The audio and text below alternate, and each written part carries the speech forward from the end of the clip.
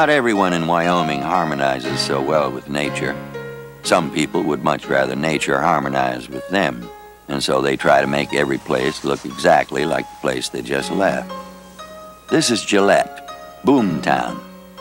It used to be when you said Boomtown, it meant rowdy bars, fights in the street, and a fairly predictable crowd of undesirables and opportunists. Gillette went through that phase. When I first pulled into town the very first time, all I saw was red mud and a lot of trailer houses.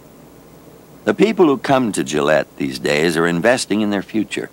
There was only one grocery store and a couple gas stations. Now a hospital with a maternity ward. When I first came here, the city limits were what we call the water tanks now, and that is as far out as it went. And now it is just, it's gone miles in every direction. Okay, I think that's about it. Marilyn Boone is one of the new kind of people who are a part of Wyoming's energy boom. My husband and I came to Gillette in 1975 with the beginning of the coal boom, and the people were so nice. Everybody was coming from everywhere, and we were kind of all in the same boat and working toward the same end of trying to make Gillette a better place to live. Marilyn had been working as a secretary for Cordero Mining Company when she saw an announcement on a bulletin board for a better paying job she thought she might be qualified for.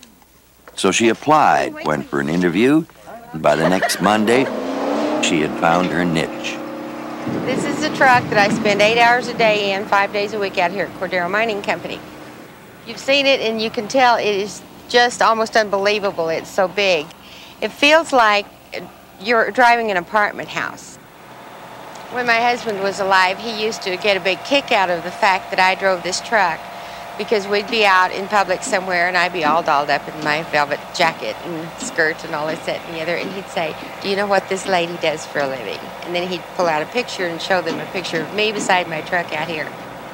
There was quite a bit of, "Oh my goodness, this lady can't do this," because they'd seen me walking around, you know, as a secretary and being little Miss Briss and all this, that, and the other, and they really didn't think I could handle it.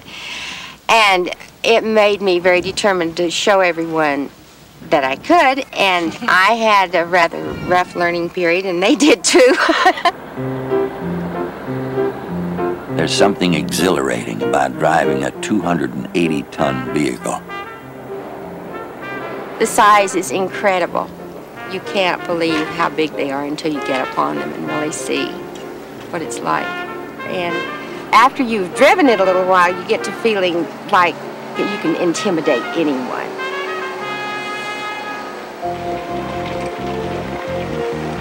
If Campbell County, Wyoming were a sovereign nation, it would have the 5th largest coal reserves in the world.